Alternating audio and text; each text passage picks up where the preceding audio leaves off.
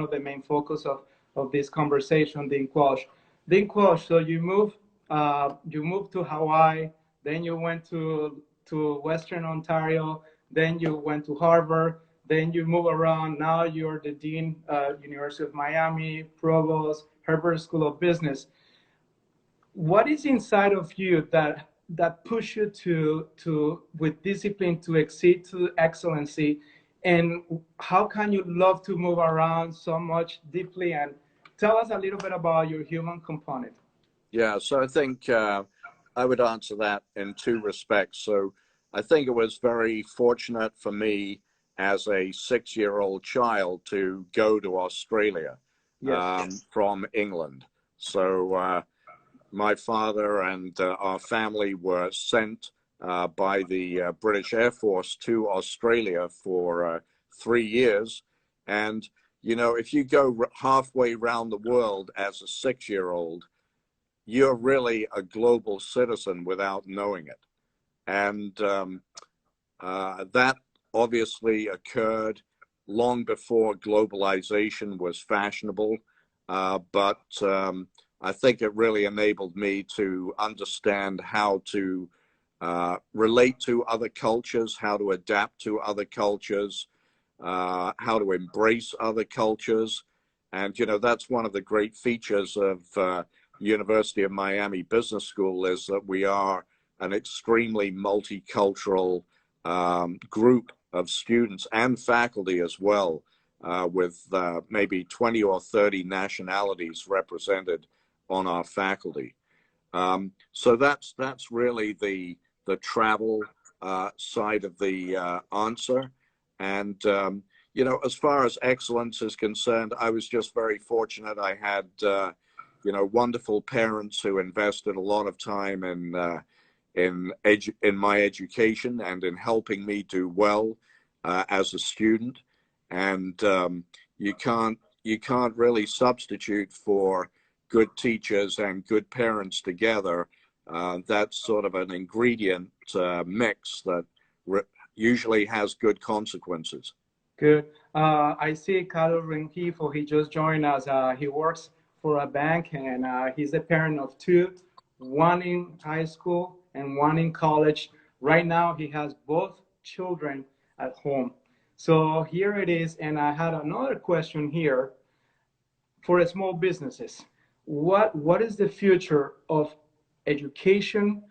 How are we prepared? I was just reading an article, 1.7 billion students around the world, from grade K to PhD and certificates.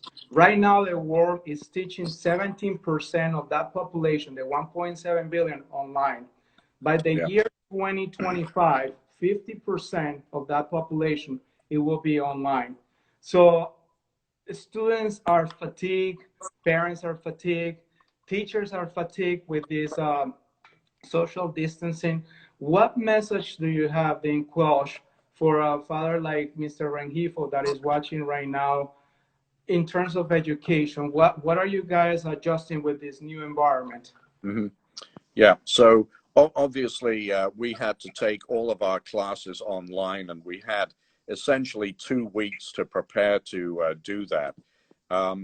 Obviously at our school, and I think at many universities, to be fair, both the faculty and the students have really shown remarkable capacity for adaptation to a new set of circumstances.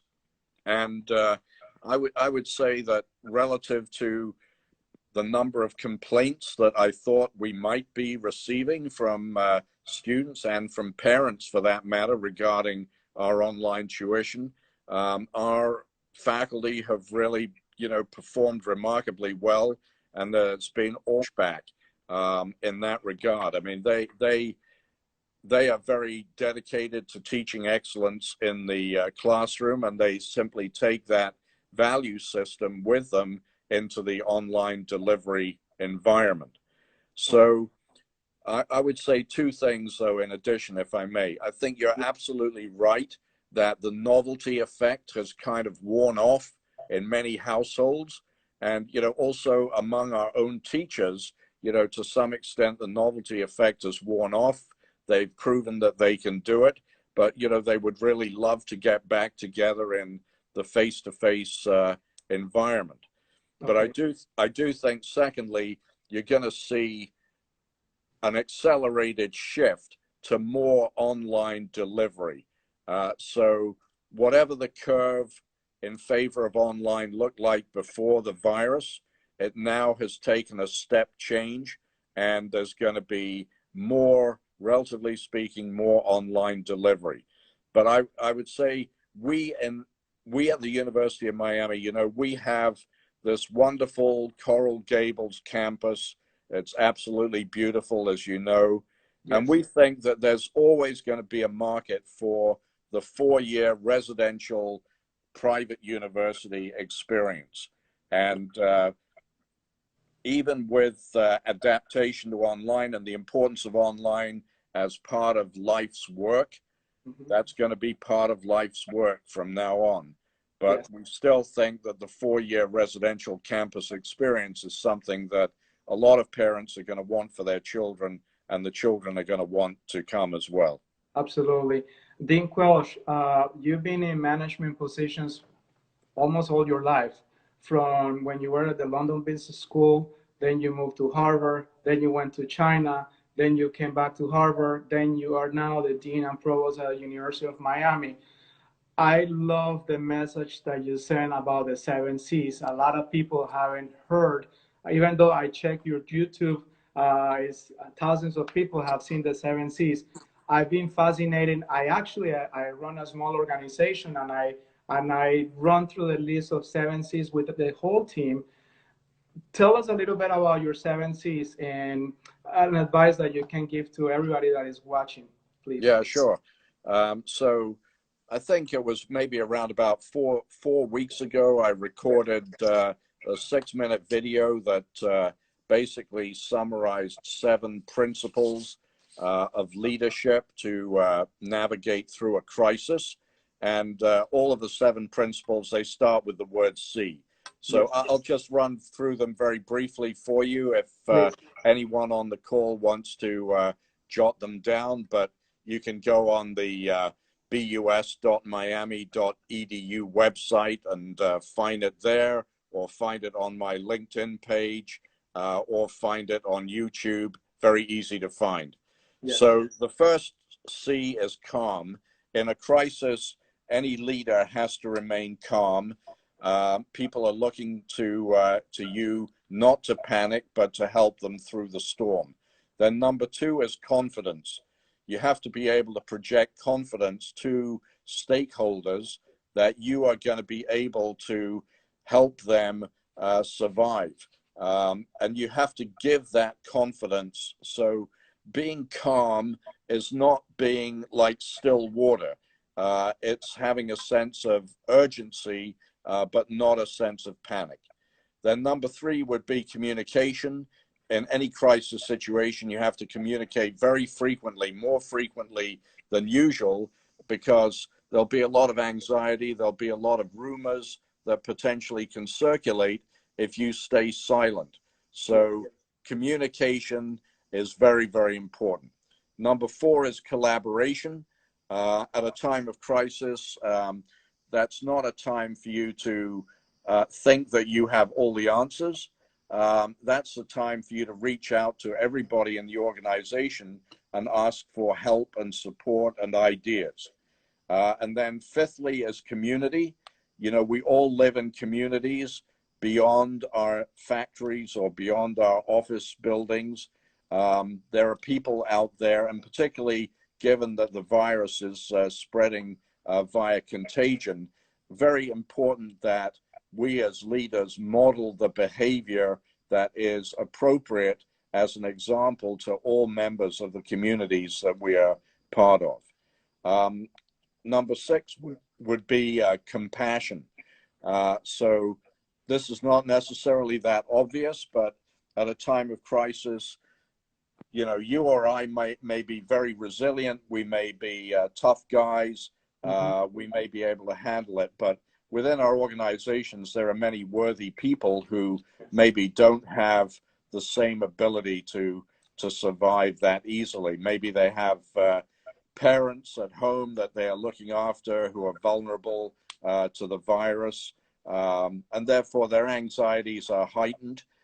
We can't expect everybody to be equally gung-ho in terms of stepping up to the challenge at hand. A lot of people have other obligations that they have to attend to. Yes. So we have to be compassionate. And then finally, the seventh C is cash, because in any crisis like this, cash is king. Everything depends on liquidity of the organization in order for you to survive. And accordingly, you could spend a lot of time investing in the emotional health of the organization. But if the organization is financially unhealthy, all of the emotional health in the world won't make any difference if you don't survive. So those are the 7 C's. Dean Quelch, thank you. We have Sarah Hoffman from Boston. She says, "Hola, Juan Camilo from Boston. Many thanks for your insightful information, guests, in these confusion and stressful times." We also have another question, Dean Quelch, saying, during these unprecedented times, what is leadership? Okay. So leadership in an organization such as a university is what we always refer to it as servant leadership, because in this kind of environment, it's not as though I or you have started a company from scratch and we own the majority of the shares, so it's our company. We have been entrusted with the welfare of this organization pre-COVID, but we are therefore in a position of trust where we have to serve all the people who came before us, the people who are here now, and the people who will come later, by doing the best possible job of serving the institution on behalf of its long-term welfare. So in my mind, in this kind of an environment, servant leadership is the way in which leadership works. But if you're running your own business and you are the majority stockholder and you founded it, you own it. So in a way, you have more control, you have more power. You can do what you like. You can do what you like to turn it into a brilliant opportunity, or you can do what you like to turn it into a disaster. But in our system, in the university, we have a lot of checks and balances that are appropriate and prevent any one person, making too much of a mess.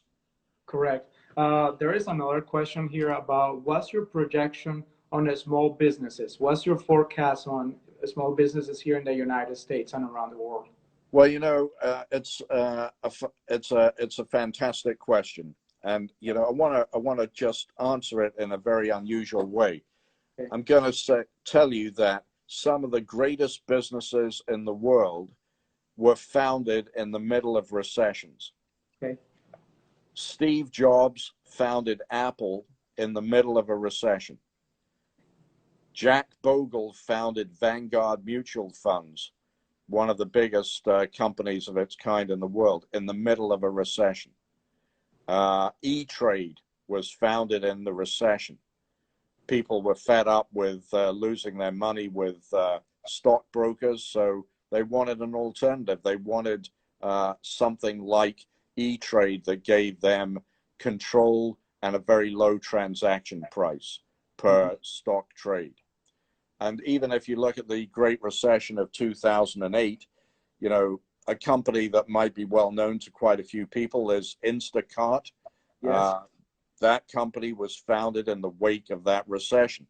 So, the 22 million people who filed in the United States for unemployment claims, they're all sitting around.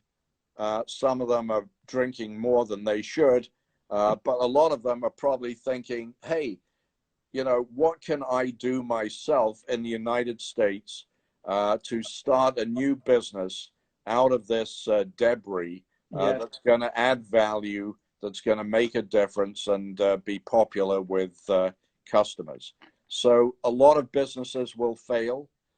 Some of the people who run those businesses will give up and never want to do it again. Other people who fail will want to scrap together enough money to start something new. Yes. And a lot of people who've been thrown out of work by their companies are going to say, hey, I'm never going to work for a company again. I'm going to start my own business. Yes. So in the United States, entrepreneurship in the middle of a recession is always alive and well.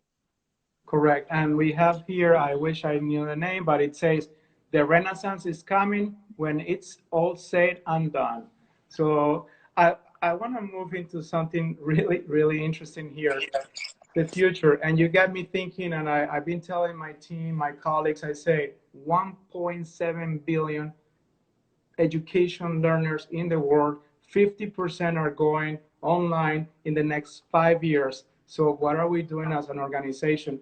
I had the opportunity to attend the Future of Everything at the University of Miami Business Herbert program. That's probably one of the best programs I ever attended in my 25 years in higher ed. It was phenomenal, the speakers. And there is something that you guys emphasize a lot, technology, technology, technology. And I went even deeper with your seminars on cybersecurity and how you are embedding cybersecurity and technology with all your education, with the whole university. Would you foreseeing new majors, new MBA specializations, new graduate programs emerging through this situation? Yeah, definitely. And, we want to be on the cutting edge of that. I think, one of our most outstanding programs at the moment already is our master's degree in business analytics, 10-month MS in business analytics, which is done extremely well. Around about 100 people come on that program every year. It's highly competitive to be admitted. It's one of the top-rated programs in the United States of its kind. But in addition to that, we also have a very effective business technology department as well. And because so many companies are facing up to digital transformation, what we're doing through that department is really putting together a suite of very exciting executive education online delivered modules that companies are in this coronavirus environment. Companies are coming to us now and saying, we want online company specific executive education. All executive education pretty much was that was company specific was being done in classrooms until 8 weeks ago. Now with the virus situation, companies know that they still have to develop, train, and motivate their leading employees, their top managers at this difficult time. And so they're coming to us and saying, what can you put together for us that you can deliver online through Zoom or some other technology to our people around the world? And so we are pivoting right now in the wake of, all of our business has basically been postponed, the face-to-face business, but we're pivoting right now. We've just sold, I think this week, 2 new contracts to Fortune 500 companies for online delivery of transformational thinking at this difficult time. Okay. And then, Quelch, just because we have to wrap up, and I've been conscious about people's time right now. So I know school is offering virtual tours. Graduate students want to connect with your graduate school. The admissions department is still business as usual. They're probably working from home. Any tips, recommendations for undergraduate, graduate students, even parents? They want to continue with their enhancement, their education. Tips? Absolutely. I mean, I think the most important thing I'd like to say, to the parents, and especially those who are on the line, who are graduating as seniors this year, or no seniors who are graduating college this year into what is probably the most difficult and challenging job market that we've ever known. You know, I would say, please look at the University of Miami Herbert Business School 10-month master's programs, Okay. and also our MBA program. But we have a great MS in finance. We have a great MS in accounting. We have a great MS in international business, and also a very special MS in sustainable business for all of those who are very environmentally oriented. And look at those, because this time next year, I believe the situation is going to be much clearer. The job opportunities will have stabilized again. And here's a way of spending an extra year to add to your credentials and make yourself even more competitive. So instead of running around trying to get a job that probably doesn't exist, you know, come into one of our master's programs. Correct. And for those of you that are watching, we will include the 7Cs links on this video as well. We will include information on the leadership speakers that you have right now, virtual speakers. I will include that as well. Anyone coming up that you want to mention? Yeah, so we've got the former U.S. Secretary of Veterans Affairs, Dr. David Shulkin, who has served in both Democratic and Republican administrations. He was President Trump's first Secretary of Veteran Affairs until he was, until he had to resign. Let's put it that way. But he's a wonderful guy. He was confirmed by the United States Senate 100-0, which is very unusual in a confirmation vote. Terrific person. And he'll be with us on, I believe it's April the 14th at 6 p.m. Okay, we will share that information. I beg your pardon, May the 14th at 6 p.m. May the 14th at 6 p.m. We will also allude to that information. Besides the 7Cs, I want your personal opinion. What have you learned as a human being from this social distancing and the way that we're living right now? Yeah, I've learned a little bit more about how to cook than I used to know beforehand. So my repertoire of cuisine has, you know, been expanded compulsorily. Okay. So that's been my principal learning. I've also learned how to play tennis wearing a mask, which I didn't think I'd have to do before, but you know, that's kind of an interesting photo opportunity when 4 people are playing doubles on a private court, all wearing masks. That's really interesting. Definitely, I wanna see that. And actually, we have a guest next week about food, nutrition, and so forth. So maybe we can invite you to share some of your recipes with us. I don't think I'd want to publicize them at this stage. Let's give it another 6 months and see if I'm still alive. We'll do. Definitely, you'll be fine. But Dean Quelch, it's been an honor. Thank you for working out technology. Nowadays, Instagram Live is ruling. This is the way of communication. So thank you for agreeing on this interview, on this conversation. Well, thanks. I see some people are saying they're going to come over to have dinner with me after it's all over. So that I'll look forward to that.